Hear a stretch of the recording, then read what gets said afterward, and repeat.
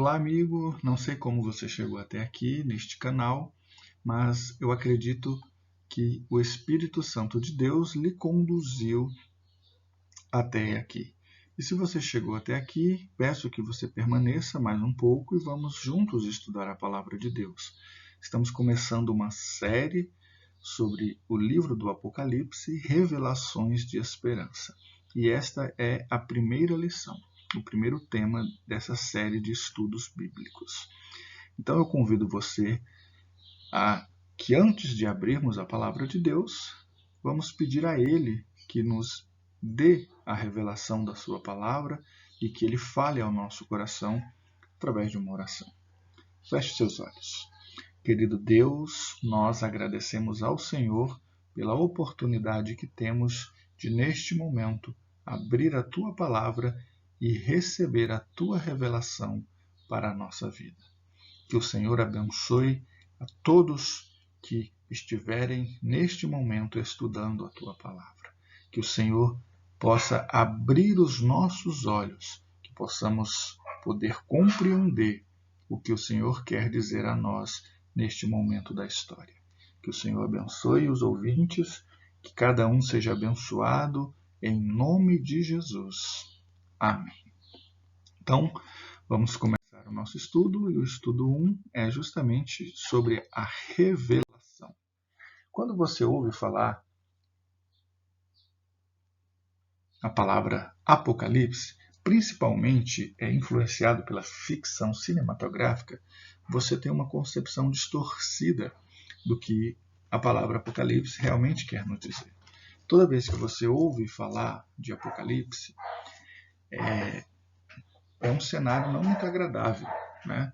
As pessoas até usam para exemplificar algum cenário um pouco dificultoso, um cenário apocalíptico. Né? Então, quando há algumas cenas difíceis de destruição, de sofrimento, as pessoas usam a palavra Apocalipse. Mas neste estudo, você descobrirá que o Apocalipse revela Jesus Cristo como a esperança de que você precisa para viver. Segundo a palavra de Deus, o que significa Apocalipse? Então vamos à palavra de Deus neste momento, lermos Apocalipse capítulo 1, verso 1. Na minha Bíblia diz assim: Revelação de Jesus Cristo, que Deus lhe deu para mostrar aos seus servos as coisas que em breve devem acontecer, e que ele, enviando por intermédio do seu anjo, notificou ao seu servo João. Então, segundo a própria palavra de Deus, o que significa Apocalipse? Revelação. A palavra Apocalipse ela vem do grego e significa revelação. Né? No livro bíblico do Apocalipse, esse véu é afastado e podemos enxergar o futuro sobre a perspectiva de Deus.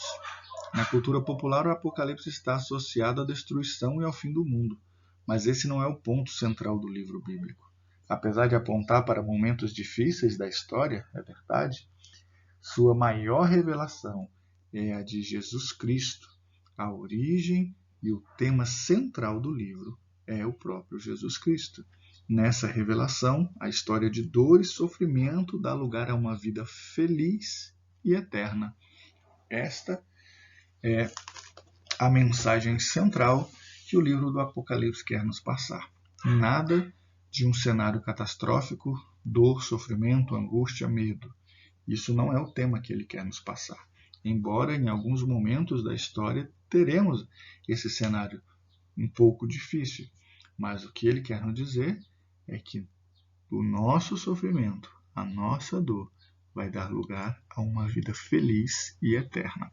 Esta é a principal esperança que o livro do Apocalipse quer trazer a mim e a você. Que afirmação Jesus faz quanto àquele que estuda o livro do Apocalipse?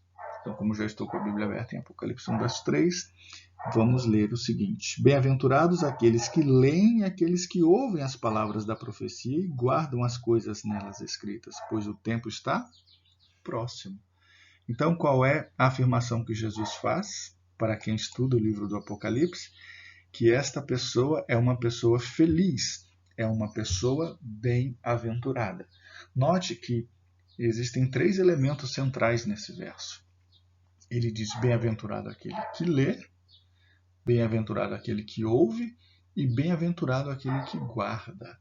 Então, para que você seja uma pessoa feliz e bem-aventurada, você precisa participar desses 3 momentos. Você precisa ler a palavra, você precisa ouvir a palavra e você precisa guardar a palavra. Não basta apenas ler, não basta apenas ouvir. Você precisa ler, ouvir e guardar a palavra de Deus. Assim você será uma pessoa feliz, uma pessoa bem-aventurada. Quando nós conhecemos o conteúdo do Apocalipse e guardamos o que nele está escrito, podemos ter a certeza de que as promessas de Jesus se cumprirão em nossa vida.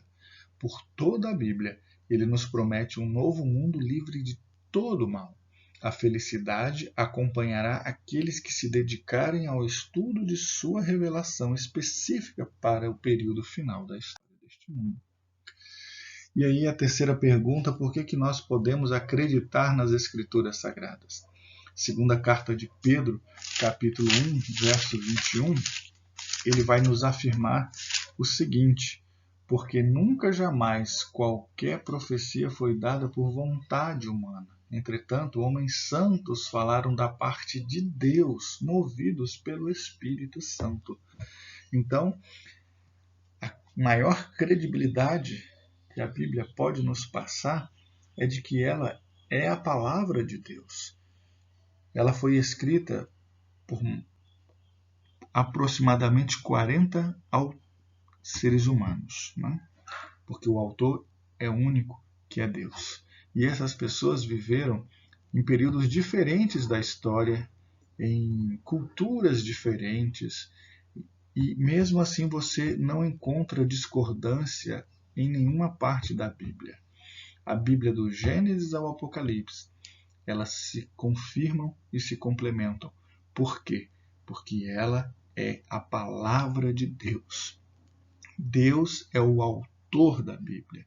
Ele utilizou esses homens como instrumentos em suas mãos para que estes apenas testificassem através da escrita e a disseminasse em nosso mundo o que Deus queria dizer e principalmente o que Deus estava revelando que viria a acontecer. Que afirmação Jesus faz quanto àquele que estuda o Apocalipse? Então nós lemos agora há pouco que bem-aventurado aquele que lê, aquele que ouve e aquele que guarda. Então, quando Jesus fala sobre o estudo do Apocalipse, nós devemos ler somente o Antigo Testamento? Nós devemos ler somente o Novo Testamento ou devemos buscar as informações contidas em todos os livros bíblicos, tanto no Antigo quanto no Novo Testamento? Qual resposta você acha que é a verdadeira? Obviamente, nós devemos buscar as informações em todos os livros bíblicos, tanto no Antigo quanto no Novo Testamento, porque toda a Bíblia é inspirada por Deus. Ela é a palavra de Deus. O Gênesis ao Apocalipse, Deus está trazendo uma mensagem de esperança e salvação para mim e para você. O Antigo Testamento, a mensagem específica era: Deus enviará o libertador, Deus enviará o Messias, Deus enviará o Cristo, o seu ungido, para libertação da raça humana.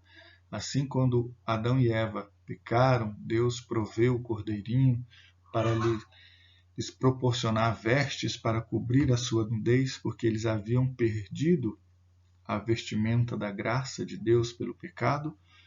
Ali, naquele cordeirinho morto, estava representando Cristo, que viria um dia para a remissão dos pecados de todos os que nele crescem.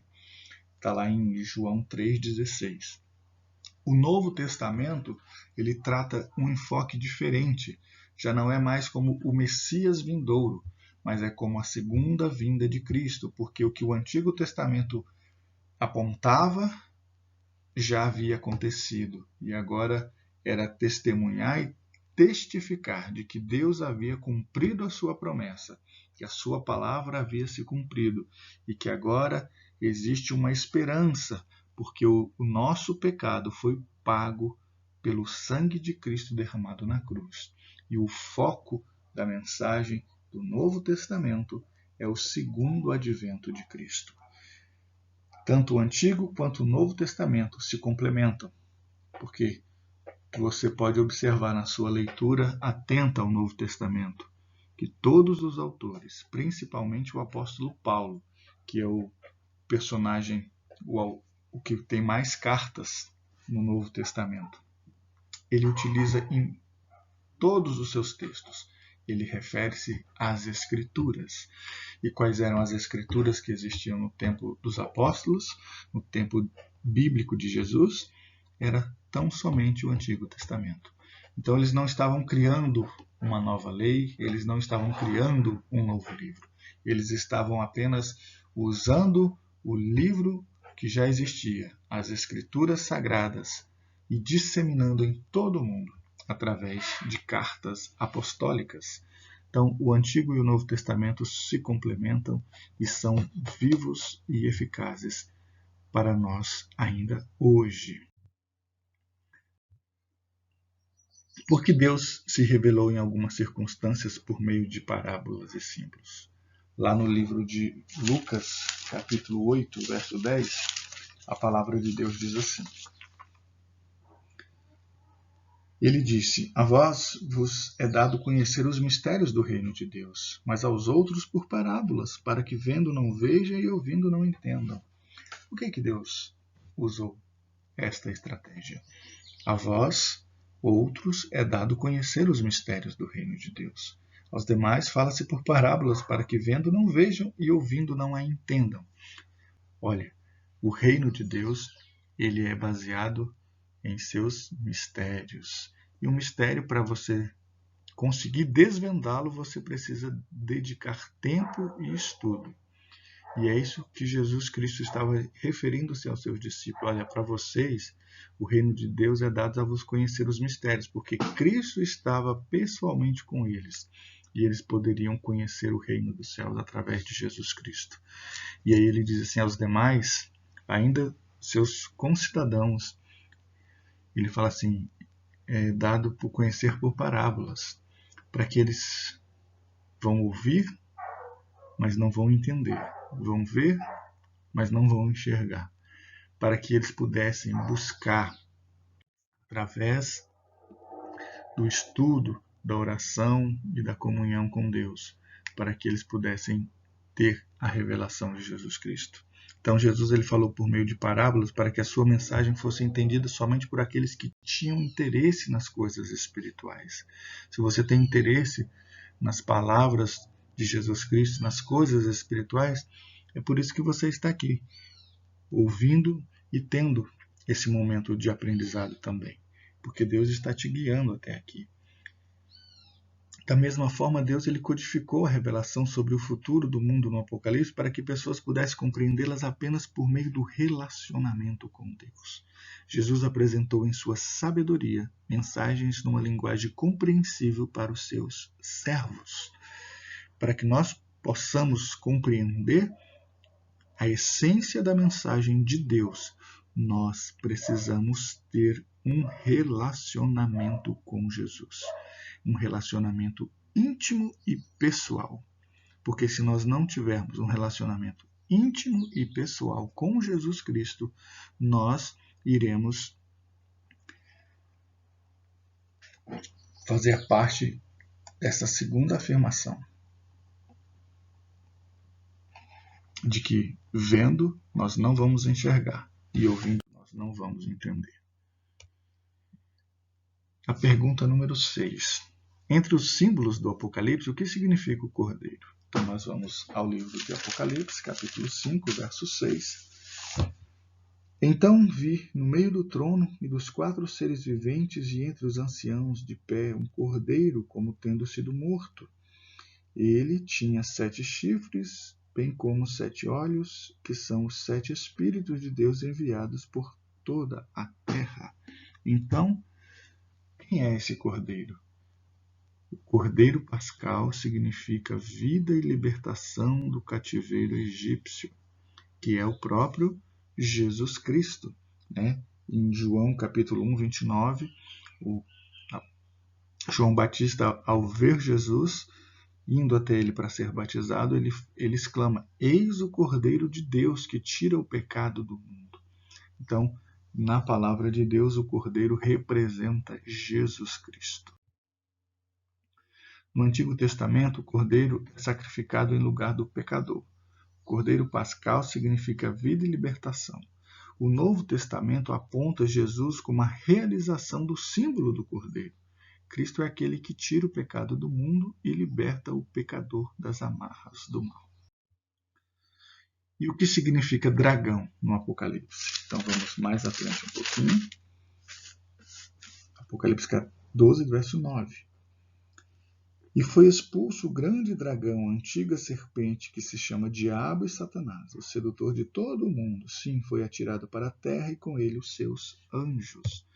Então, o Apocalipse identifica o dragão como sendo a antiga serpente do Éden, que é o próprio Satanás. O Apocalipse ele vai identificar o dragão como sendo a antiga serpente do Éden, o próprio Satanás, que se coloca em luta contra Jesus, o Cordeiro de Deus. E o que significa o termo águas no livro do Apocalipse? Olha que interessante. Vamos a Apocalipse 17, verso 15. Falou-me ainda, as águas que viste onde a meretriz está assentada são povos, multidões, nações e línguas. Então, o termo águas refere-se a povos, nações.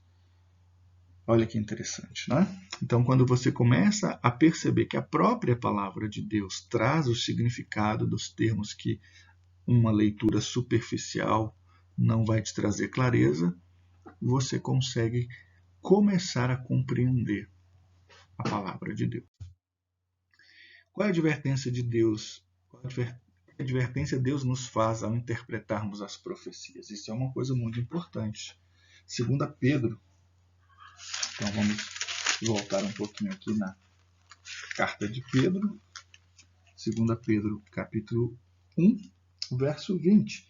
Sabendo primeiramente isto, que nenhuma profecia da Escritura provém de particular elucidação. Então, nós podemos dar o significado que quisermos às profecias? Nós somos livres para eliminar das profecias os textos dos quais discordamos? Ou nós devemos interpretar as profecias iluminados pelo Espírito Santo, preservando a palavra profética sem acrescentar ou retirar nada? Obviamente, é a terceira alternativa, porque a Escritura Sagrada, as profecias, a Bíblia, ela não é dada por vontade humana. Não é um ser humano que escreveu, eu quero que seja assim ou daquela outra forma. E eu não tenho direito de eliminar nenhuma parte da palavra de Deus apenas por discordar do que lá está escrito. Eu preciso interpretar a palavra de Deus imbuído pelo Espírito Santo de Deus, para que eu possa entender qual é a vontade de Deus para mim, qual é a sua revelação para nós neste momento da história. Nós devemos interpretar as profecias iluminados pelo Espírito Santo, sem criar interpretações pessoais baseadas em especulações. Isso é uma coisa muito importante. Devemos sempre ouvir a palavra de Deus. Sempre devemos ouvir o Espírito Santo de Deus. Qual é a síntese da mensagem do Apocalipse?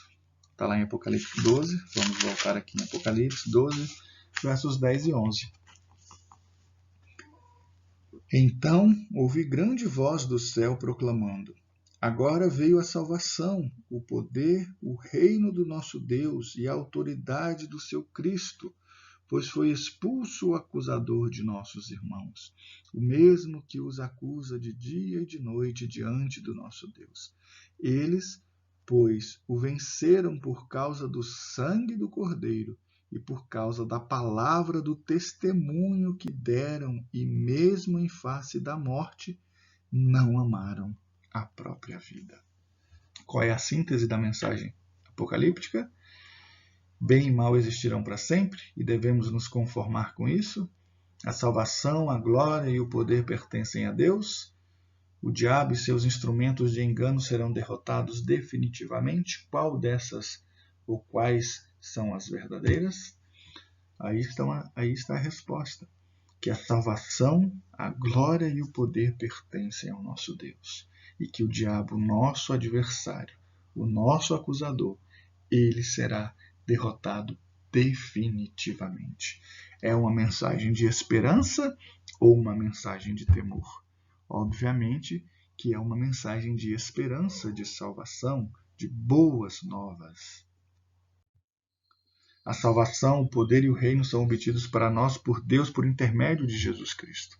Ele nos conferiu isso na cruz. Ao aceitarmos o sacrifício de Cristo, vencemos o acusador e a morte. Se aceitarmos tão somente o sacrifício de Cristo. Não é por nossas obras, não é pela nossa vontade, não é pelo nosso esforço que vamos alcançar a salvação.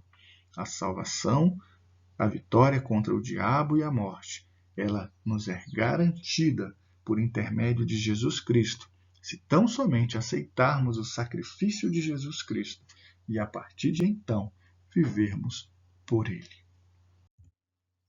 Porque no Apocalipse o anúncio de uma destruição é uma mensagem de esperança? Como pode uma mensagem de destruição ser uma mensagem de esperança para nós, servos e filhos de Deus?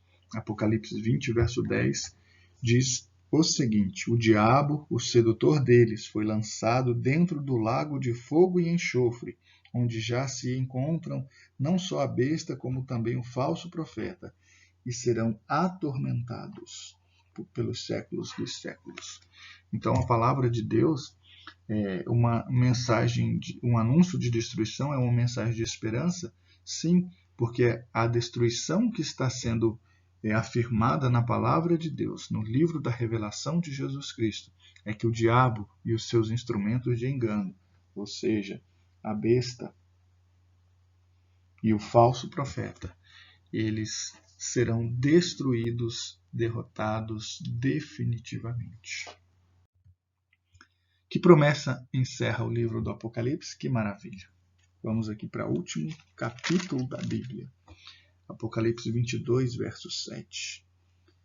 Eis que venho sem demora. Bem-aventurado aquele que guarda as palavras da profecia deste livro. Olha só que interessante. É o próprio Jesus Cristo dizendo: eu venho sem demora, no momento certo, no momento oportuno, eu irei retornar. Talvez você ache que está demorando muito, porque nós temos uma perspectiva que não converge com a perspectiva divina, porque nós só conseguimos enxergar um pequeno pedaço da história. A nossa visão ela é ultralimitada. Mas Deus, que é eterno e soberano, que conhece o princípio e o fim, desde o princípio da eternidade, ele sabe o que é melhor e o momento certo de agir. Talvez ele ainda não voltou porque você, que está agora aqui diante deste estudo, precisa tomar uma decisão na sua vida. E ele está aguardando você tomar essa decisão. No momento oportuno, Jesus voltará. E ele fala assim: felizes são aqueles que guardam as palavras da profecia deste livro. Se você recorda muito bem, no início do estudo nós lemos no capítulo 1 de Apocalipse, no verso 3, que são bem-aventurados aqueles que ouvem, que leem e que guardam as palavras deste livro. E aqui no final, no encerramento do livro, Jesus novamente reforça que bem-aventurado é aquele que guarda as palavras da profecia deste livro. Então, para que você seja feliz e abençoado, você precisa dar ouvidos à voz do Espírito Santo, à voz de Deus que fala a você através da palavra escrita de Deus. E Jesus Cristo ele repete ainda outras duas vezes, nesse mesmo capítulo, nos versos 12 e no verso 20, ao final do livro, a maior promessa das Escrituras Sagradas é que ele vai voltar. Quando isso ocorrer, Deus vai enxugar dos olhos toda lágrima, e a morte já não existirá. Já não haverá luto, nem pranto, nem dor, porque as primeiras coisas já se passaram. Está em Apocalipse 21, verso 4. Olha que maravilha, que promessa extraordinária. Jesus voltará, e ele voltará para buscar aqueles que ouviram, que leram e que guardaram as suas promessas. Você quer fazer parte desse povo? Qual compromisso você precisa assumir diante de Deus hoje? Porque a palavra de Deus diz: se hoje ouvirdes a voz de Deus, não endureçais o vosso coração. E o apóstolo Paulo, na carta aos Coríntios, ele afirma, no capítulo 6, verso 2, hoje é o dia sobremodo oportuno. Hoje é o dia da salvação. É agora, não é amanhã, não é mês que vem, não é depois. É hoje, é agora. Deus ele faz esse apelo ao teu coração. Você precisa tão somente abrir a porta do seu coração para que Jesus entre e faça as reformas necessárias para que você consiga estar de pé quando Jesus retornar. Então, quer fazer esse compromisso comigo? Que eu vou fazer também, mas o compromisso é com Deus. Entendi que a Bíblia é o livro inspirado por Deus e revela Jesus Cristo. Assim, o Apocalipse é uma revelação especial de Jesus para o fim dos tempos.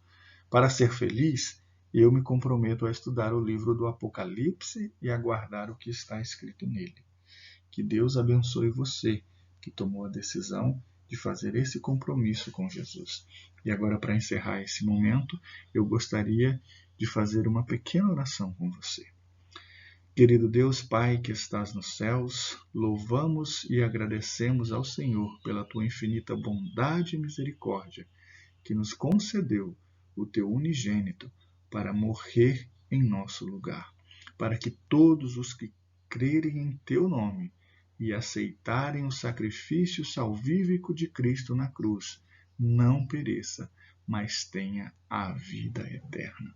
Nesse momento, Senhor, peço uma bênção especial sobre a pessoa que está ouvindo este estudo e que agora ouve esta oração. Que o teu Espírito Santo toque na vida e no coração desta pessoa. Que esta pessoa possa sentir a tua paz, completa paz e perfeita paz, irradiar entre a sua vida. Que eles possam sentir a paz de Cristo na sua vida neste momento. Ajude-os, Senhor, a fazer esta decisão constantemente em sua vida, de ler, de ouvir e de guardar a tua palavra. Que o Senhor possa abençoá-los. Em nome do Senhor Jesus. Amém.